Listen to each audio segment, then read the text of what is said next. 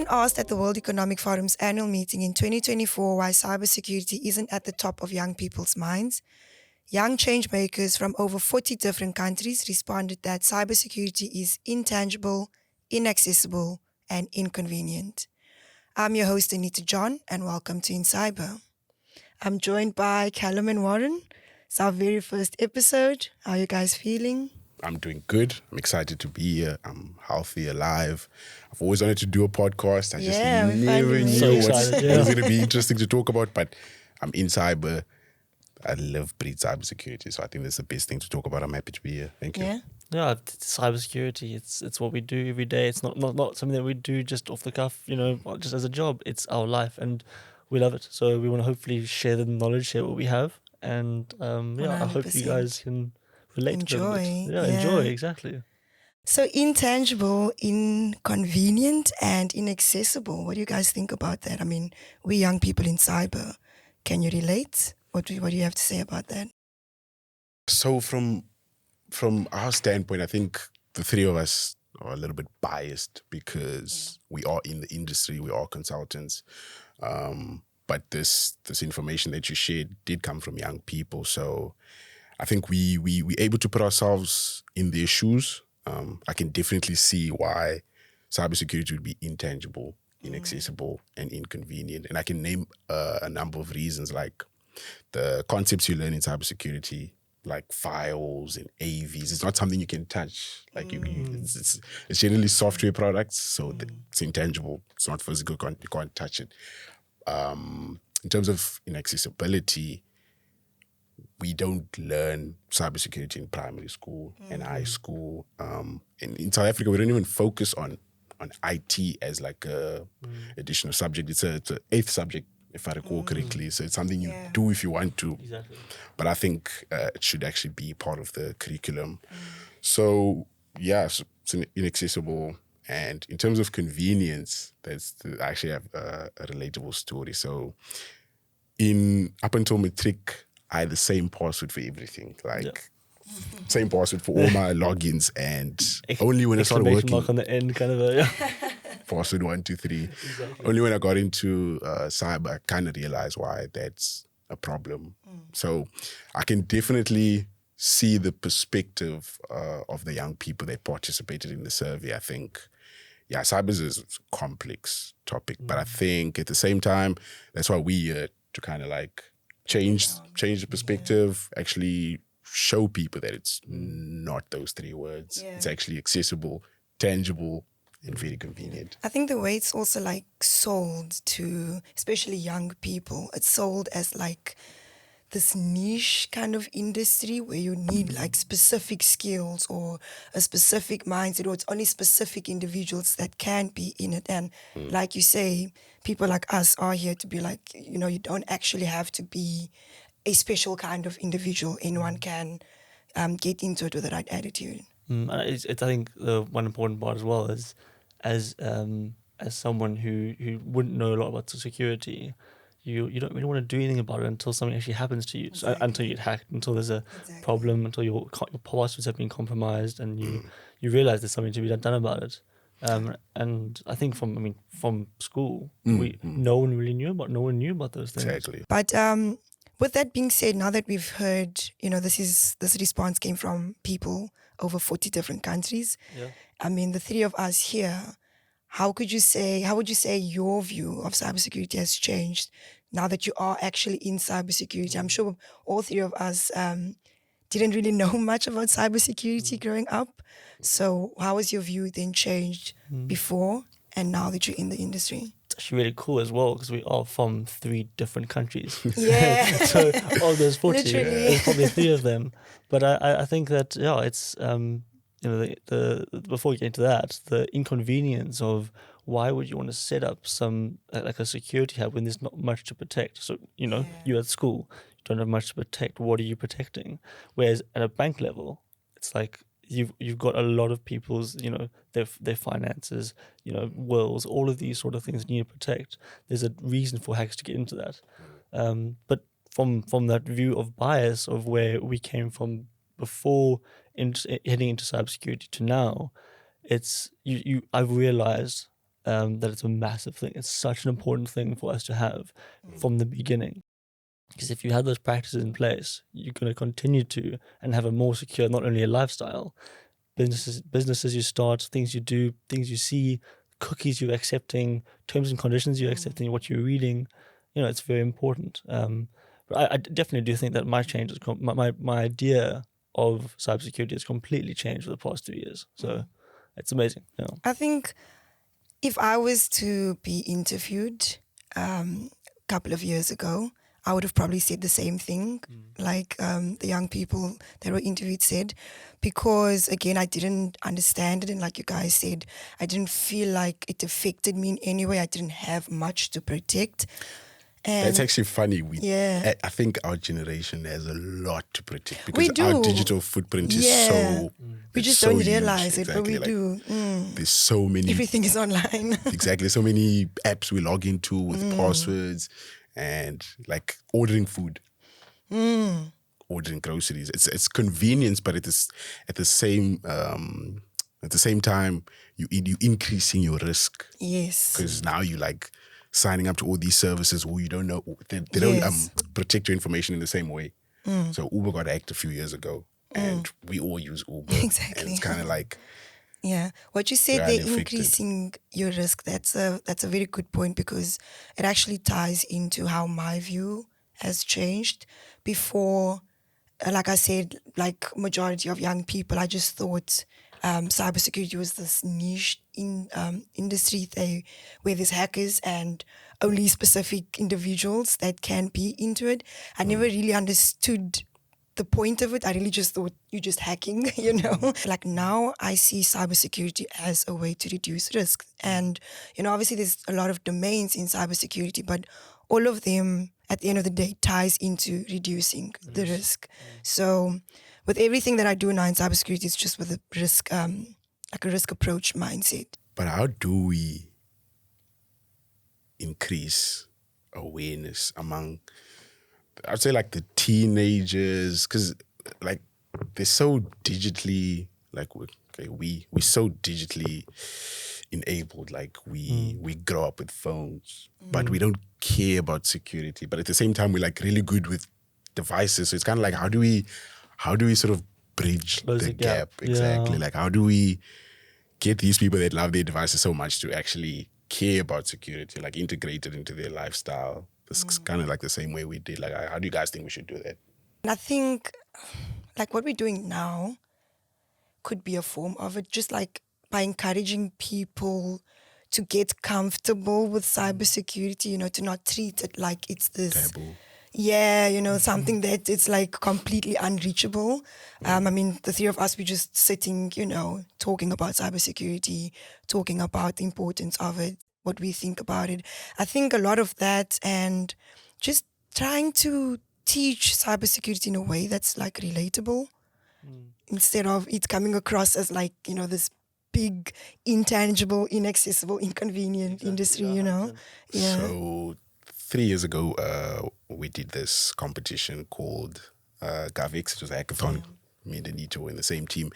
And you had to submit an idea like of how to increase cybersecurity awareness, basically, within your community. And my idea was to sort of like give training in the language the person understands. So like in South Africa, we have 11 languages.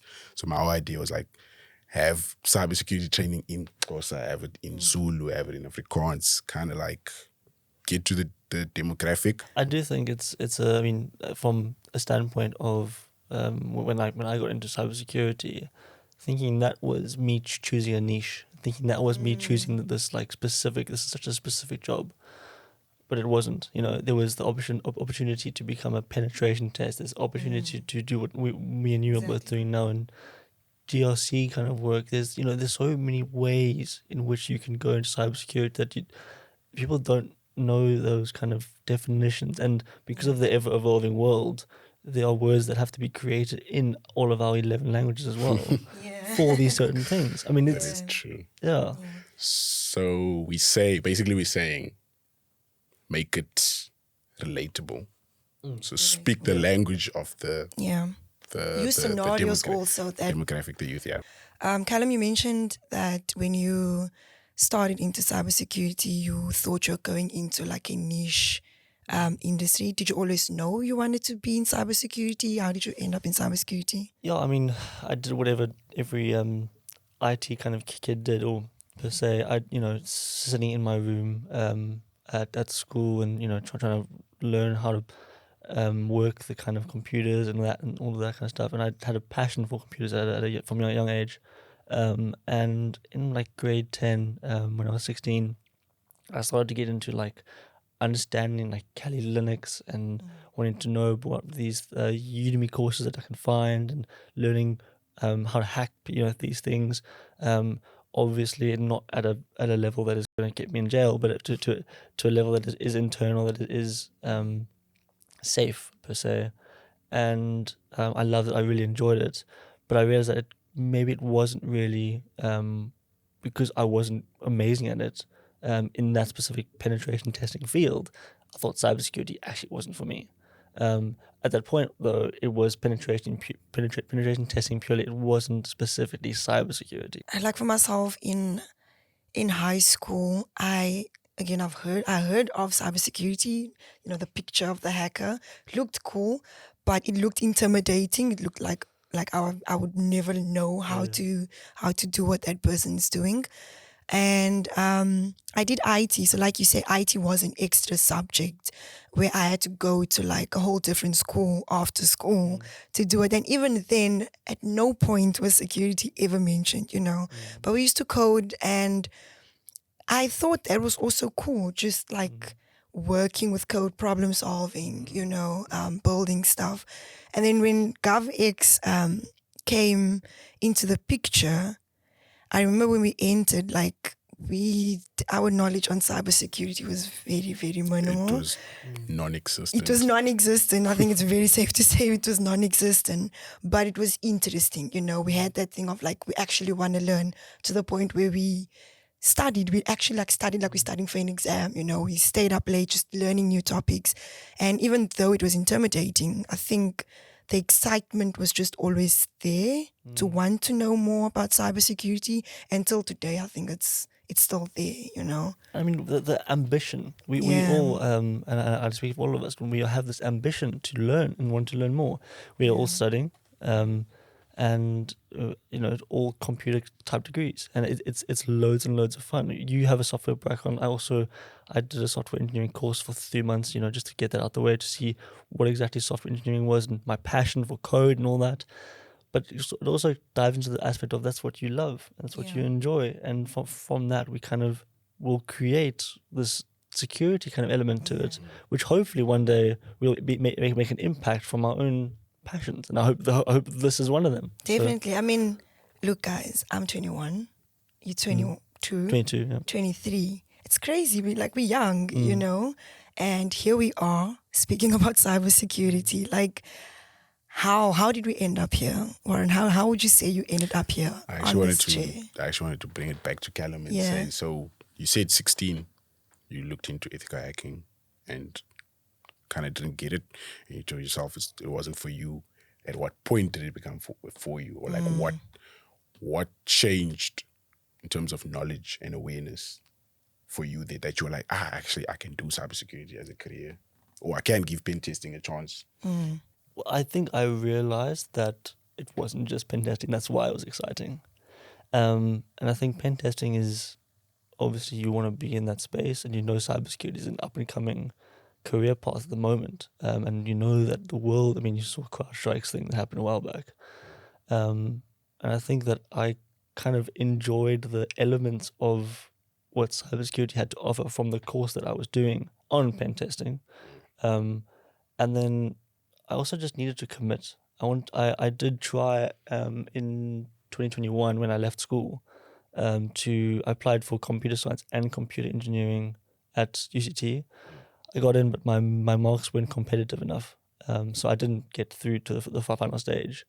So I didn't get that kind of like feeling of I've done it, but I still wanted to do something in computer science. But I knew that doing a computer science degree was, for me, I thought it was too broad.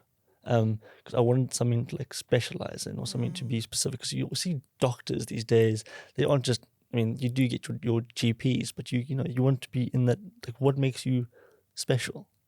And I think that's You why want to be a nose doctor.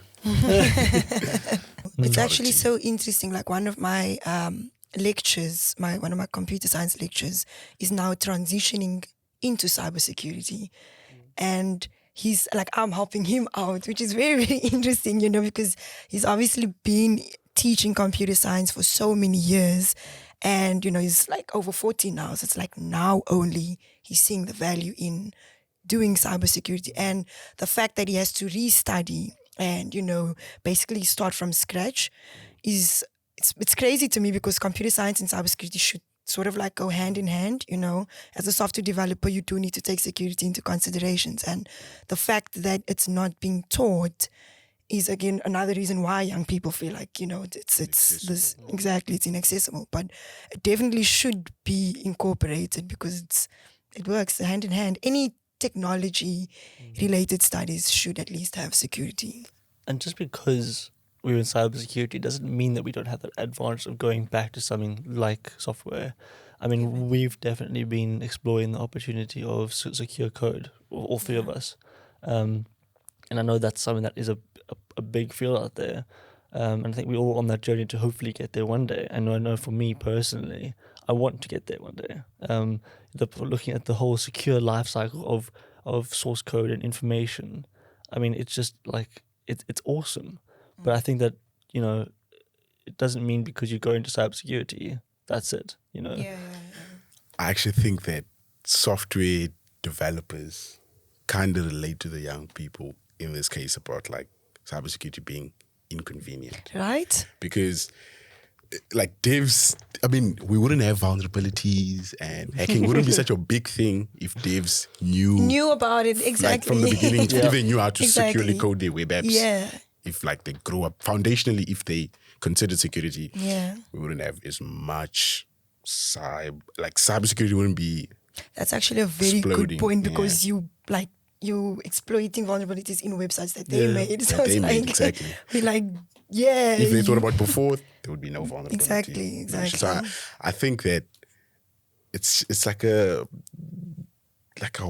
global shift in perspective that everyone needs to have, not just young people. Same thing for old people. True, I think not old just people young people.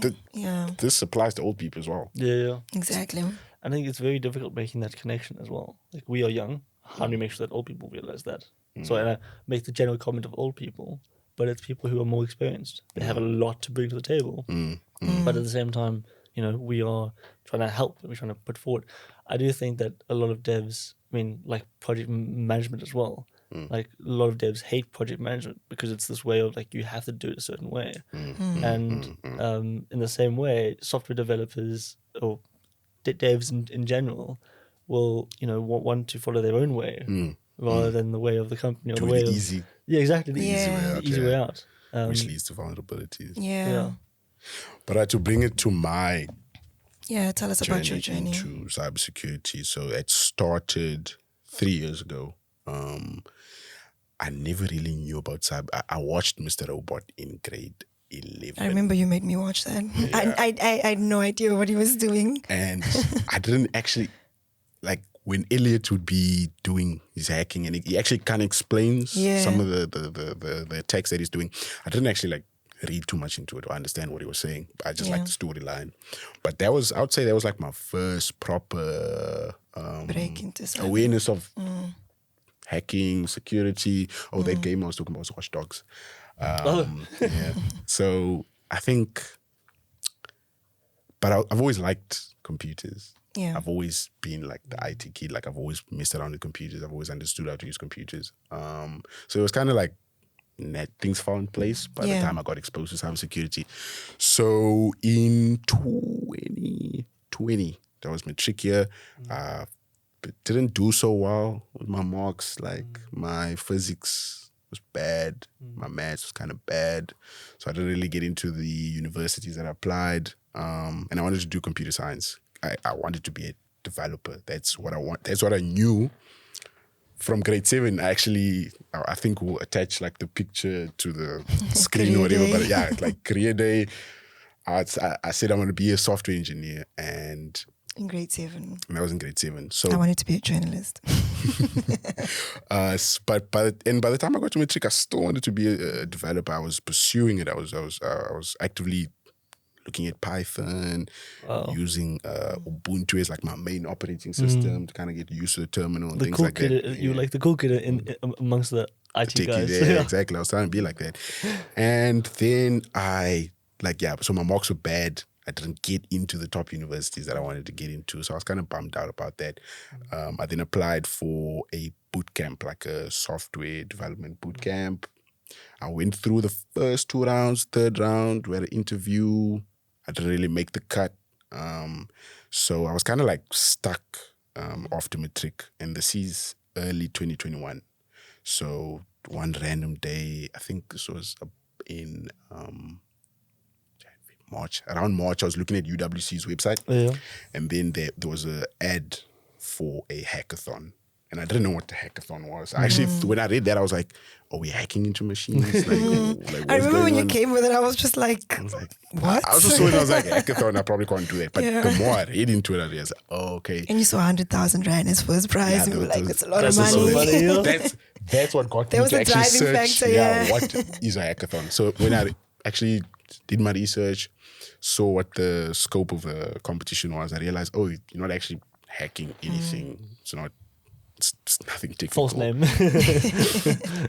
Kind of type of thing. So like I said earlier, the main idea of the competition was how can you increase cybersecurity awareness in your community. So I was looking at it on my own, and then I thought I actually need a team, because they said you need a team, and I thought, who's the smartest person I know? Didn't think of me first. And I mean, we didn't go to He the same did not think of- we didn't go to the same high school, so that's why I didn't think about her. But someone I knew from high school, super smart girl, was like, I reached out to her and I was like, hey, can you join me in this hackathon? There's the prize money. There's what we need to do. I think we can do this. And she's like, nah, I don't want to do this. And I was like, You're gonna have that, you want to get somewhere. Yeah. There's a goal at the end of that. It's not Exactly. just Yeah. like She- I'm bored. I want to. She didn't see the vision, so 100%. I went to my bestie, Anita, and I was I like, think you really sold it well to me. Like, even initially, I was also like, are we going to actually win this money? Like, is this a waste of time? But you really sold it well. You were like, no, cybersecurity, it's the next big thing, let's do this. So I was like, okay, Sign yeah, here. yeah, literally. and what I realized, why I was so passionate about doing it, was there wasn't a lot of people doing it. Yes. It wasn't like you had to Yeah. apply and you could see who are the applicants. So like the first round, we used this platform. I can't remember what it is, but it was like a platform where you submit ideas. So the first stage was you submit a bunch of ideas. Then the mentors will look at the ideas. If they like it, you get a mentor allocated. So I realized, I was like, damn, there's actually not a lot of entries into this competition. So we had multiple different entries, and our 2 entries went through. We got assigned mentors. That's how I met my current employer. And yeah, from being in the whole mentorship process, it took about, I think like a month. And we had like weekly meetings. So you had to refine your idea. So that idea that you put into the platform, you had to refine it and kind of build like a prototype, a business case type of thing. So you had to do a presentation to cybersecurity industry titans. You had to do like a presentation about your That is your scary. idea. It was very scary. Remember, we're coming from high school. We have no like professional experience. It's like I won't lie, the way I presented wasn't the best. Actually sucked. I think they were nice and like we got good feedback. The people gave us good feedback. Yo, well done. When we did this, I don't know anything Yeah. about the world of work. Yeah. And so, but I built a relationship with my mentor, who's my employer now, and I kind of reached out to him and I was like, hey, look, I didn't get into uni, didn't get into the boot camp that I wanted to get into. I kind of have nothing to do. I'm stuck.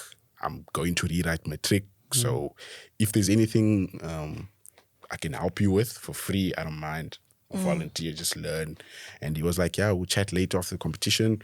After the competition, came back to me. He's like, let's have like a little interview, see what we can work out. We had the interview, went well, gave me 6 months probation, and that's how my career started. I think just to add on to what you're saying, I mean, for if those that don't know, we went through the same journey. I was also in the competition and everything you said afterwards. But what I wanted to say is that it's quite interesting how, well, for me at least, like being in GovX, like you said, we were only there for like a month, but a lot happened in that month. We learned so much in that month. We connected with so many different people in the industry in that 1 month. I learned how to do a prototype, how to do a business case, how to present. It just shows like how much opportunity there is in the space, you know, because in just a month, we got a job, we got mentorship, we got connections, we built our LinkedIn in that same month. You know, it taught us a lot, and that's literally the cybersecurity industry. You know, it's like just finding the right community, and from there, it's like everyone just goes up together, because from that, like, yeah, it opened so many doors. And people in cyber love to help. Exactly. That's one thing I want everyone to take away is that people in cyber love to help. Like, it was a month of mentorship, but also just like before that, there was a whole month of different people in cyber doing presentations about their field. So you had people talking about risk, you had people talking about incident response, SecOps, pen testing. So you had different tracks every Monday, Friday, I think, build up to then getting a mentor. So we got a lot for you. You're absolutely correct. Yeah. We got a lot from that 2 months. How does your story from, because I know you were at the same event together, how does your story relate in terms of high school? How was high school, like the end of high school? Kind of, how did you get into it? What was your... It is kind of similar, honestly. I think like in school, from primary school, let me start there, like primary school, high school, I think I always like saw myself as like academically smart.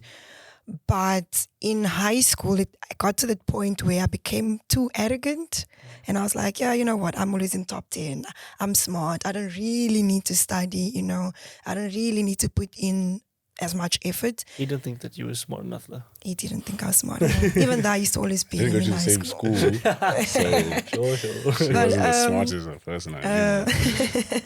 So yeah, like I think like towards the end of high school, I really just started slacking a bit, if I have to be honest. And I didn't, you know, I also wanted to study computer science, and computer science is a very competitive degree to get in, you know. So even though I passed above average, the competition was tough, and I didn't get into computer science. I also applied at all the top universities as well. I didn't get into computer science.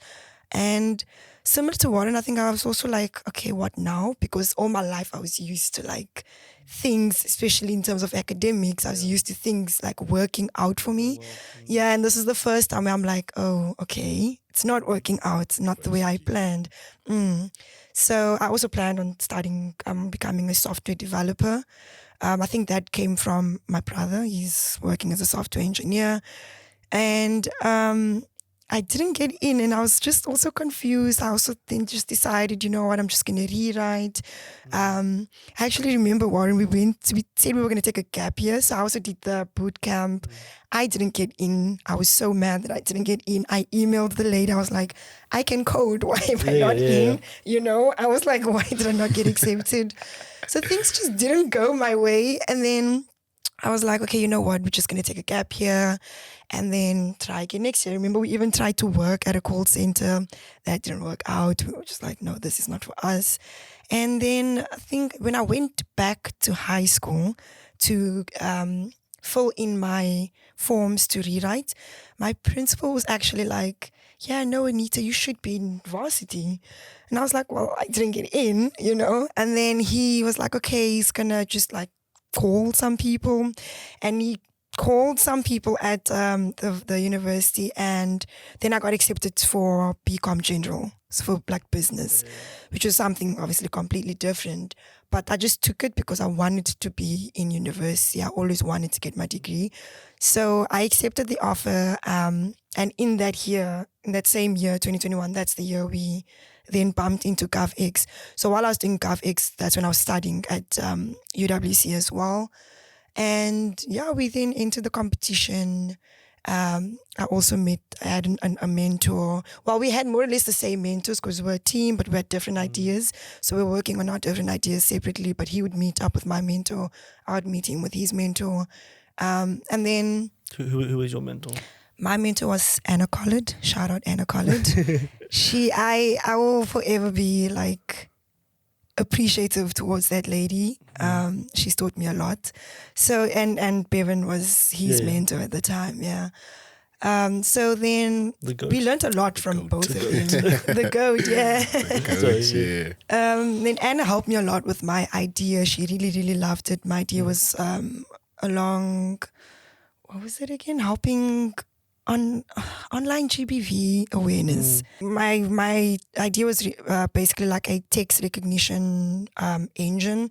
If you you can give it your safe word or like a word that you can type out when you feel attacked or when you feel unsafe online. And then when you do send that text, or when you type that text, it then like sends an alert and then blocks the person or it goes to the authorities basically, so then I built off that. At the time, like both of us didn't have a lot of resources. I did like the prototype that I did. I remember I drew it on paper and then I just took a picture of it and scanned it. Like I didn't have the resources to go on Figma and create an actual prototype. I didn't even know how to. So How many gigs was your computer? It was 2 gigs. I presented on my phone. I remember the day of the competition where we had to present. I presented on my phone, which was like an iPhone 8. I had it on top of me, and then when they announced the winners, I just did not expect my name to be mentioned. So then they were like, "Oh, Anita, 3rd place." I was like, "What?" Oh my goodness! Well done. And then I had to switch on my camera, and I was like, "It's a phone, So, but I mean, look, I used what I had and made the best out of it. It's amazing. Yeah. I mean, it just shows that it doesn't matter if you have nothing or everything. It's exactly. Like you have to do something with it. Exactly. Then I want some money, and then I use the money to buy a proper laptop. Thank goodness. It's like the first thing was buy a proper laptop, and I'm glad that I did because that's when we met Bevan, and that's when we got the job. She gave me a cut as well. That money. I gave him a cut as well. Even though we were like, it was separate ideas. My idea made top 10, but I didn't win. She still gave me a little bit of money. She felt bad. I mean, we worked together. I brought her to the competition, so she should have gave me off. And that's what I believe. On She didn't give me top off. of that, though, you did then go and buy a screen about that big. Yeah, So, I mean, which is just still the most impressive screen that everyone has. That's what happens when you work in cybersecurity. But yeah, I mean, it's interesting to hear how we've all like gotten into cybersecurity from like different backgrounds, different countries. What were some of the challenges that you guys faced? I mean, I've mentioned when I first thought about cybersecurity, but in terms of like combining the challenges with that kind of how it came to be that I got employed, I got involved in hospitality. I didn't know I would be someone who would get involved in it. I started out as a data analyst here in Durbanville in Cape Town, just helping out, just doing whatever, just to get by, kind of. Because I didn't even knew that actually. I was just for my first year out. These guys I would arrive at the house and we would make beer and taste beer. It was a very, very weird experience, but it was it was cool. It was a great introduction into the working world. And then I took a break and did my software engineering course for a while, and that was cool because I was doing something that I enjoyed. And then This is straight after high school. Yeah. This is like high school. 7 months after high school ended, that's when I was at my first job, and then I did my software engineering course for 3 months. And then that's when I discovered in November 2021 that hospitality and people. So I've always loved people, but I didn't know that I could be a good waiter or a good bartender, all that kind of stuff. Because it's daunting. You're speaking to new people every 5 minutes, having to remember orders and all. As a 19, 18-year-old, you're going, whoa. But anyway, so I got into that kind of hospitality area, and after about 9 months of working in the same workshop or out of the same kind of company, because we had 2 different areas we would work at. The one was delivery, and the one was a restaurant. I was told by a friend that, do you want to make the money that you're earning right now, but about 10 times the amount, and on a boat? It's like, this is like the best opportunity ever. Anyway, so I did my yachting courses, got involved in it, loads of fun. Completely different to what I was doing before behind a desk. And that was kind of my commitment for the next year and a bit. I went traveling overseas, loads of fun. I got on a barge, not really a proper boat. So, you're going on a boat that goes 25 knots. Now you're going on a boat that goes about 1 knot or 5 k's an hour, which is really, really slow. And then I got to Switzerland in 2022, like November, December, and looking for a hospitality job, and like I want to help people still. I love this kind of stuff, and jobs were just not coming my way. Kind of like, you need meaning, and I feel like in life you need like a meaning of what makes you, what can you like give back to the world, but also what makes you wake up and go, this is a good day. I landed upon my cybersecurity degree in Germany online. Started studying that in December of 2022 while I was still in Switzerland, which was a whole nother story. And got back to Cape Town in January. Decided, you know what, it's back home. Let's settle down. Let's just study, get this over with. But due to having ADHD, which is a different challenge that I do face, I need to be doing stuff. I need tasks. I need to be busy.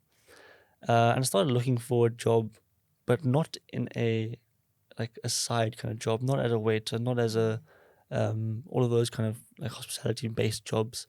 I wanted something in the field that I'm doing. You wanted a career. Exactly.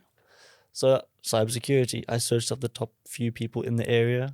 My mother really helped me. She had loads of connections, and through meeting with those connections, I was able to then submit CVs, get my name out there. And essentially going to ESET South Africa, going to EY, going to top people. Candace Wilson from EY, the head of cybersecurity, absolutely amazing. Got to chat to her, and eventually just put a post out on LinkedIn saying, I will do absolutely anything. I will be your coffee boy. I will... which in Bevan's case was a bit awkward because he said, Callum, we are a remote company, so coming to my house and getting coffee wouldn't be the most appropriate thing. That's how I started that. And ADHD for me, having to maintain that focus is, I've combated that. My speech impediment, massive thing. I mean, getting into in matric, signing up for a play, to put myself out there to just screw this. But that's not where the challenge stops. Like clients, I mean, talking to a client, how scary. It's like, these are people who are paying you to do a job. What happens if you mess up? So I guess, it's getting into cybersecurity. It's been a challenge in itself. But it's showing that ambition, and I think that's something that we all kind of offer. And how have you, how do you feel now in terms of your speech impediment? Like, do you feel like you have it, you can control it better? Has it improved? Like, how have you overcome that fear of speaking to a client, or like feeling like, your speech impediment is going to affect the way a client receives a message? So it's a confidence thing. For me, it's 100% confidence. And, I went to speech therapy in 2017, 2018, just to, I think I should see someone to know more about what I have. And they diagnosed me with what's called a clutter, not really a stutter. but it's because my brain is that way. And my mouth's trying to keep up with what I'm saying. So ways to, like, I face that every day is slow down, know what you're saying, explain it in a full breath, and just relax. It's always something that I'll have. So I will stutter. It's going to happen. But I am able to control it. And I think when you're able to put that spin on it, it's like, it doesn't matter if I do, it's if just I don't. who you are, yeah. And because I put that spin on it, I'm okay. And I will hardly stutter. I mean, has it ever had like any negative effect on your work? On the work output, not really. But on presentations, on reporting back work, on that, started off saying nothing. Now I think I get told to keep quiet sometimes. Yeah. so it's just the confidence, like you said, it's just building up that confidence to be okay with if you stutter or not. Okay, interesting. What about yourself, Warren? What challenges have you faced? Before we go to me, I just wanted to ask Callum. So the viewers, like, you push yourself out there, but give us practical steps. Give the viewer practical for another steps person of wants to. How do you go from not actually having an opportunity to get into cyber to getting into cyber? Like, what steps would you give a person? Because you said put yourself out there, but what does that mean? What does it mean to put yourself out there? it is scary. Putting yourself out there is scary. But what that means is creating your own personal brand. Who are you? What makes you, special? And I think one of the questions that many interviewers like to ask, when I do, why are you? What makes you different to the next person? Because I can say that I deliver on time. I can say that I arrive on time, but that's good enough. That's what you're supposed to do. What pushes it past the barrier? And it goes past CVs. It goes past that stuff. Handing out CVs every day. Yes, you'll get denied, but just keep doing it because that's normal. Meet with people in the industry that you're interested in. So you want to get into makeup, for example. Go speak to people who are in makeup. Like, how did they start? What did you do? Like, I want to understand how you got into it. And them seeing that ambition from yourself, they will want to help you. And I think that's in my case, I was looking for help. I wasn't looking for a job specifically. The job will come. It's looking for that advice. And you'll constantly get those conversations that come up of, okay, so now I want a job, but no one's offering me one. Okay, well, get off the couch, go and do something. In the digital age, it's made it so much easier to do that. Yeah. But that doesn't mean sit at home and be on your phone. Yeah. Find a place, go to it. Yeah. Find another place, go. Look what you want, and you will get it. I think, sorry, Juan.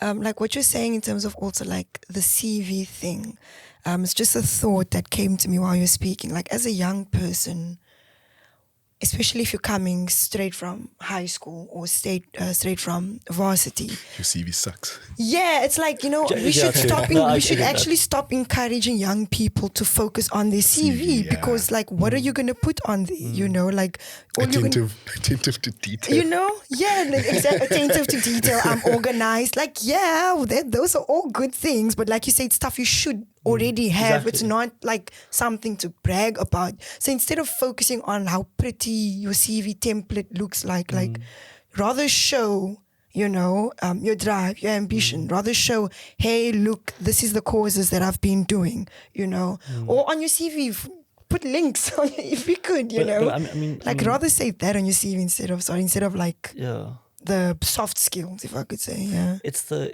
simplistic of the CV. It's everyone accepts CVs. Everyone will take in CVs. Exactly. So just do it. That's a given. Yeah. Everyone will want to see your CV. But it's not your CV that gets you the job. That isn't the main thing. Show your ambition. Show what drives you. Yeah. And I can say for all three of us, we were not hired because we ticked the boxes. We were hired because we did not give Bevan a CV.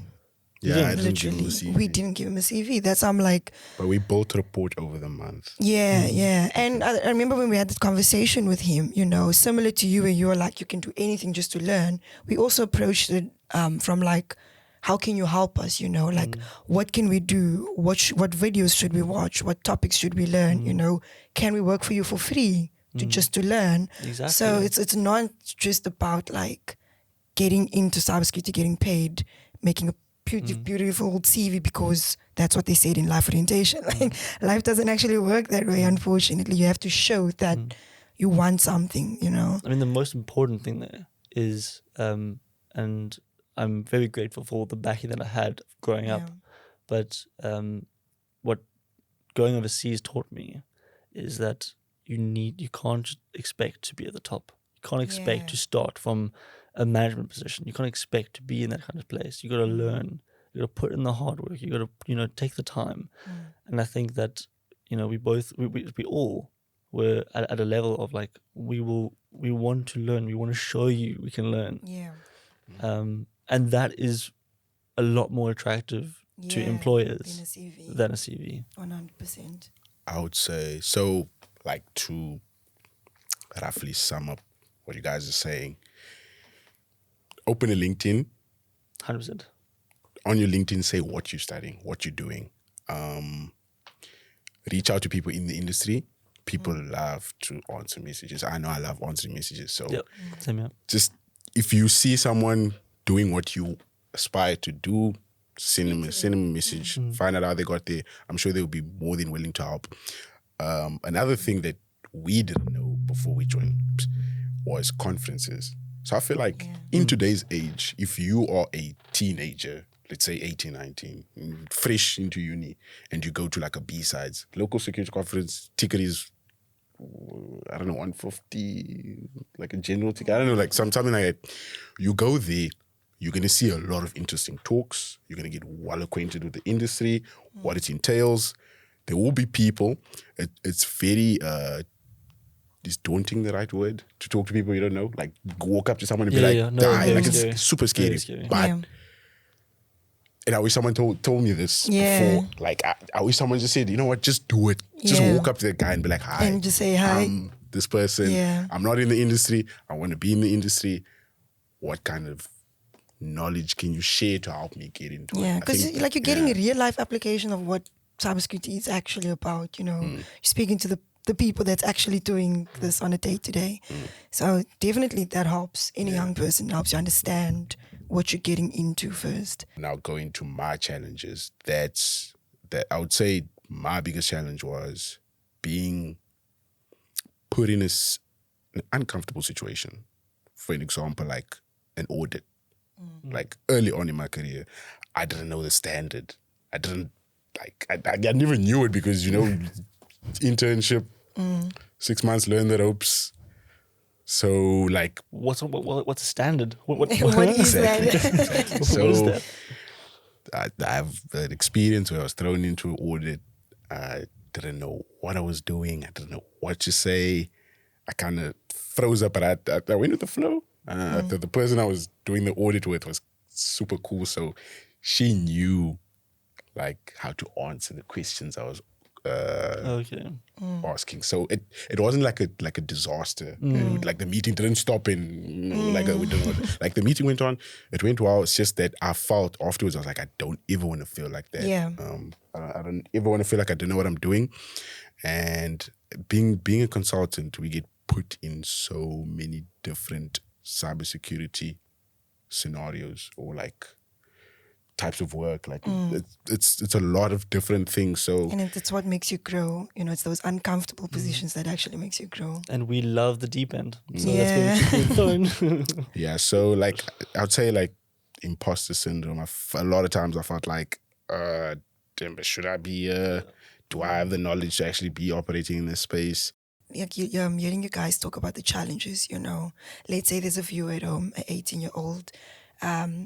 Before we got to the challenges, the way we were speaking about cybersecurity, we made it sound like, oh, it's easy, it's this opportunity, it's nice, it's convenient, just get in, What are you doing? Just get in. But I think if we have to be real, it is hard. Obviously, as a young person, specifically, like you're saying, imposter syndrome is a big thing for young people. You're like in a room with older people, that has more experience, that has more experience not only in cybersecurity but life experience, you know. In life, yeah. And you like in your case, you were auditing someone who has more life experience than you, and you saying, "Oh, can you show me evidence that you're actually doing this?" Like, you're only 19. Who are you to say that? Like you say, you know, it's an uncomfortable position to be in, but it's what really makes you grow. And I think, like, all young people should know that it's not going to be easy. It's never going to be easy just getting into cyber, even if the opportunity is there. Even if it's easy, like, let's say getting It's in easy to is get in, easy. it's harder to stay Yeah, it's in. hard. Exactly. It's easy harder to to get stay in. in. It is hard, very hard to stay. It's hard to maintain and just keep pushing through those uncomfortable positions. Because just like Warren, just like you, Callum, I've also been in positions where I'm like, I actually don't know what I'm talking about. Sorry, Bevan, if he's going to say this. But you have to be fair. As an intern, I was like, I actually don't know what I'm talking about. And I was very quiet, like even in our internal meetings, because in my head, I knew, I was like, I don't know what they're saying, you know. Let me not try and pretend like I know, you know. Let me not try and pretend to be something that I'm not, and just like give useless feedback when I really know I don't know what I'm talking about. So most of the time, I would just sit quiet and listen and learn. But it's hard because then you're perceived as, you, especially as an intern, you know, they expect you to like show that you want this, show that you like into it, but now you're like quiet. But then that could be perceived as You don't know you're what it shy, takes. yeah, or you like you don't have the drive. But actually, like, we don't know what to say. We generally don't know what to say because we are young. So I think, you know, for any person watching, any young person watching, like, when you get into it and if you do experience that, I think it's very normal, you know. And I think we've all been blessed to have a patient boss, to have, 100%. you know, someone who actually understands that and Where you are. yeah, you know, and like encourages us and builds our confidence. But Eternally grateful. very grateful, yeah. But it's normal. It's very, very normal for any young person. If a young person goes into cybersecurity and they're like, yeah, it was easy and I'm thriving, and then no, you're doing something wrong. I don't know. I think on that, my dad has a quote he always says to me that like the word hard isn't actually, you should never use that word. Not saying towards you, I'm saying in general. No, it's that's true, it's a life's hard. It's hard. Yeah. But you do it. But you still make the do it, effort, yeah. But you have to make that effort to get into something, to do it, and the challenges that we've mentioned, it's not that, oh, look at us, pity us here. It's that forms a part of us. I also believe that I have no regrets. Definitely. My life's my life. Yeah. I've lived it. It's turned me into who I am today. Yeah. I'm so happy with who I am today. Yeah. That everything in the past has shaped me into this person. I agree with you there. No regrets, none at all. And yes, we're not trying to ask for pity, but we're just showing that, you know, we were resilient and If you we relate to thrived us, through the challenges. Yeah. And I mean, look, 3 years later, here we are. Yeah. I was about to say, I think that why we can sit here and you know, talk about this 3 years later is because in those uncomfortable situations, those challenges, we rose above it. Like, we worked through it. It didn't stop us. Like, just because we didn't know something, we didn't then just put our hands in the air and be like, I don't know. Yeah. Not my problem. No, it's taking the time after work To go and find upskilling. I feel like a lot of people have That's a very good point, this yeah. attitude of 9 to 5. Once it's 5 o'clock, I'm done with work. I don't think we stick to 9 to 5 ever. That's not a concept. But like having that kind of like fixed mindset is the problem. I would attribute our success, the three of us, in being employed is because we have a growth mindset. Like you're Thinking about the future. Exactly. You get in a tough situation and you're like, how can I grow from it? Or how can I avoid it the next time? And I think that's something that everyone needs to have and constantly think about, especially when they get into the industry for the first time. Yeah, I think you guys can both relate. Like, messing up at work is not a nice feeling. It's not. Being like scolded at or just like messing up in front of a client. I mean, you know, we're young, we're supposed to be making mistakes, but it's not that we're perfectionists or anything. It's just not a nice feeling.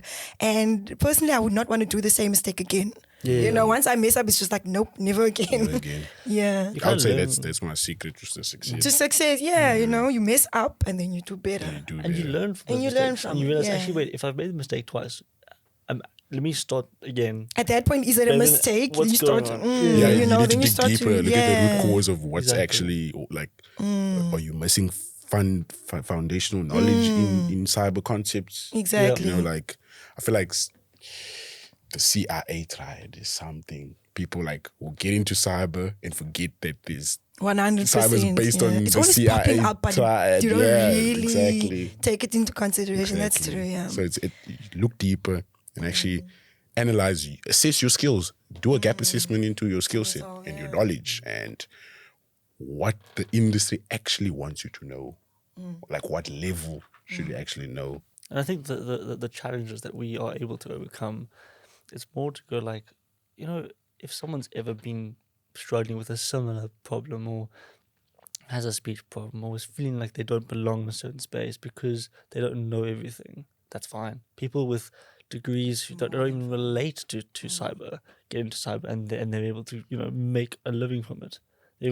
Not only that, they're able to perform and they're able to like climb up the ranks and, you know. Exactly. That's actually a good point, Callum. And as you were speaking, I wanted to mention something along those lines because like all three of us somewhat comes from like a tech background, you know, so it makes sense while we're in cybersecurity. But let's say someone that didn't do IT, that has no idea like what, they don't really understand a computer, you know. How do we encourage them or make them feel like it is still possible for you to get into cybersecurity without having a tech background? Growth mindset.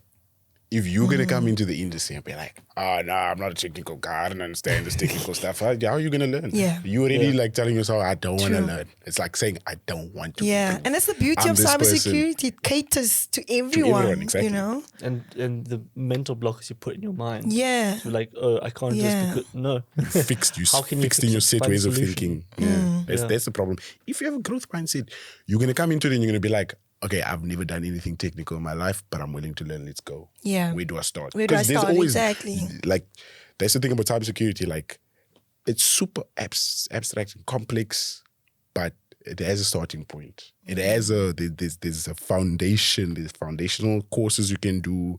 You can learn how to use a computer. Like, there's courses that will teach you how to press the button. What is a keyboard? What is a mouse? How do you use it? What's its point? That's what you learn in CAT. So I feel like those people just have a growth mindset. Let's start there. Mindset. Where It's all are about you? your Do you mindset. believe? Where's your head at? Yeah. Do you believe you can grow into this, or do you not? And if you don't, there's a problem. We're really starting off on the back foot. If you think you can't get to it, You gotta have that, level, that, and it's not that like if you don't have it, then you'll never ever have it. It's that are you willing to put in that hard work? I think something else is that in terms of practical steps of what can you do, what are things, and in terms of your conferences kind of point, B-sides this year. In December, I'm going to be a volunteer there. Very excited. It's my first time volunteering, my second time going, and it'd be great to see a whole lot of people who see this, who watch this, who hear this, come and enjoy our if they want to come up to us, have a conversation. Just we are we're friendly faces. We're not scary. We're not gonna be I'd there like to staring you believe so. down. Yeah. So I mean, yeah, like. That growth mindset, that way of you want to drive, you want to get yourself somewhere. What are you willing to sacrifice to get there. And that doesn't mean you have to give something up. That means you have to make sure that your time or your maybe stop going out every night. It's like that kind of a. I mean, it's almost like us, This is our first podcast. We have no idea how to do podcasts. We've never done it in our life. We're not media people, but we're just doing it. here we Well, are. try. And I'm a TikToker, so like, you know, coming from that space. Callum is TikTok famous. Not really, no. Yeah, But no, yeah. just do it. yeah, Yeah. we believe we can We believe we can. get Yeah. there, Just do it. be good at it. I wanted to say also, I know we are obviously encouraging a lot of young people to come into cybersecurity. We need you guys. We need you. Yes, we do Yeah, need pull you. through, Yes, you we know. need you. But what would you say to the CEOs, you know, the CISOs, the bosses? How would we then, as I'm going to call it, the young people in cybersecurity advocates, how would we then go to them and solve the idea that young people actually have an impact in the industry? What would you say young people would bring to the table in cybersecurity?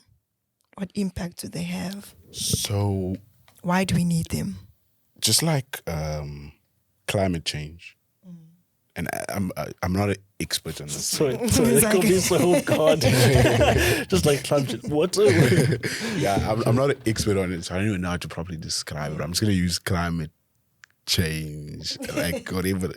The reason why we should care about it as young people is because 20 years from now, the older generation's not going to be there. They're not going to be the ones experiencing the world, affected by the state of the world.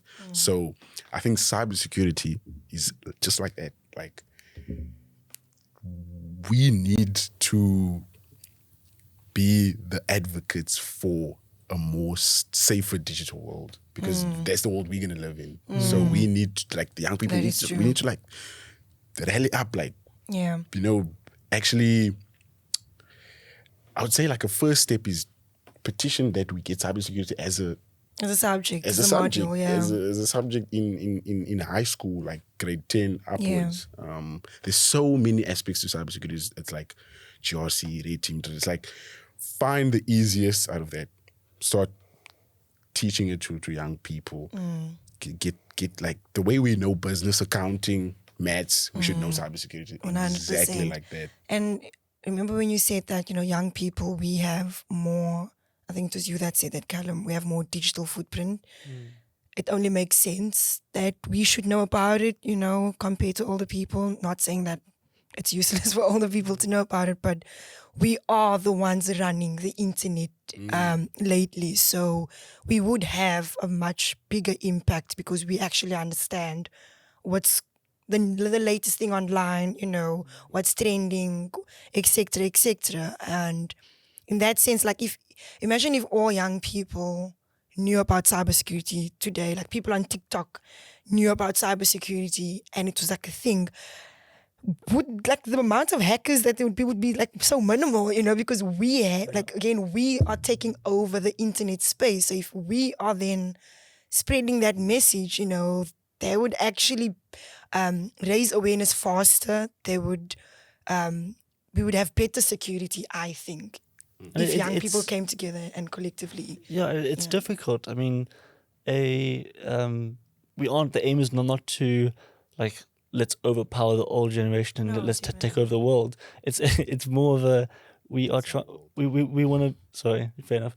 We are more trying to come together and take their ideas, because the older generation have experience, they have knowledge, they have loads of these 100%. brilliant things. I mean, they built the standards, they built the frameworks. 100%. We can only just take it and add like a fresh perspective to it. Exactly, you know, and I think we can a different work way well of with them. looking at it. Yeah. Yeah, no, I would actually go as far as to say we just need to run with it. Yeah. Like, your question was, what are young people bringing To the table, to CISOs and people at the top? I don't even think, like, we just need to be there for them to give us knowledge so we can, like, you know, like in relays when you pass the baton. On that, then, would you not think, like, let's say, and I'm going to use our company as an example, right? We are obviously all young in our company, and, you know, Bevan's approach with us in the way we work, do you not think that that's influenced because he has young employees? If he had older employees, do you not think the structure, the approach would have been a bit different? Definitely would have been different. So So that's what I'm trying to say But- by us bringing in fresh perspectives. It's like we're also making them think But now this is, differently. I'm saying from a cybersecurity perspective. okay. So like, yeah, young people are not gonna, in the pen testing flow, like the traditional methodologies that have been released by reputable organizations.